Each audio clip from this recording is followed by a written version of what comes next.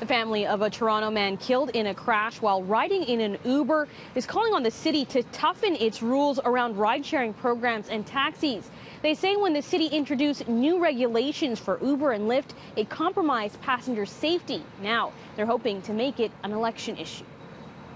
It's too late for us, and it's nothing we do is going to bring Nick back. We're just trying to warn the public about this very real safety risk that exists.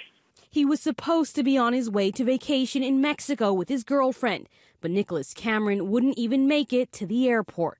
The 28-year-old was killed in a crash on the Gardiner this past March while riding in the back of an Uber. They were driving on the Gardiner and his phone fell out of its cradle, so he pulled to the side and then he merged back into traffic, but he didn't do it very safely. Instead of speeding up on the shoulder and then merging into traffic, he just merged right into the lane without properly speeding up. That's when they were hit, by a BMW driver. Nick's girlfriend, who was in the car at the time, told his family the driver didn't seem to know his way around the city, initially heading in the opposite direction of Pearson Airport. That driver was later charged and banned from driving for Uber. But in the months after the incident, Nick's family began to question why the city of Toronto hadn't imposed the 17-day safety training required for taxis onto Uber drivers when they passed regulation last year. Instead, they axed the safety training altogether for both cab drivers and rideshare operators.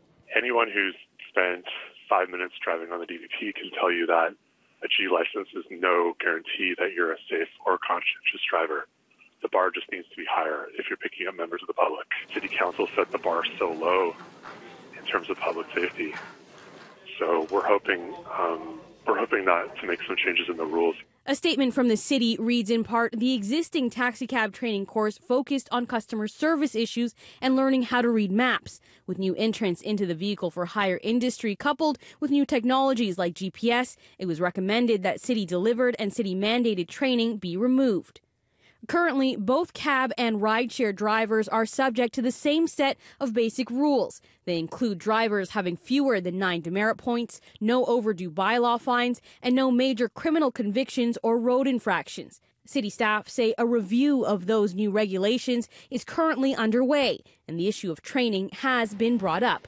Mayoral candidate Jennifer Keesmaat says it's something she wants to see brought back for all drivers. A leader stands up and says, look, we need to ensure that the public is safe. That's really what this is about.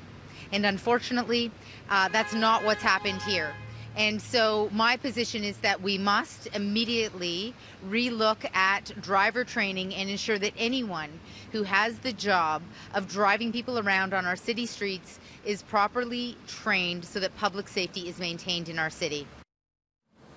Keesmaat didn't offer specifics on what she wanted the driver training to look like, only saying that it should be updated from what was previously offered. We reached out to Mayor John Tory for comment on this issue. He did vote in favor of scrapping those rules when the consultation was brought on last 2 years ago. A spokesperson tells us that he is currently awaiting the results of the current review.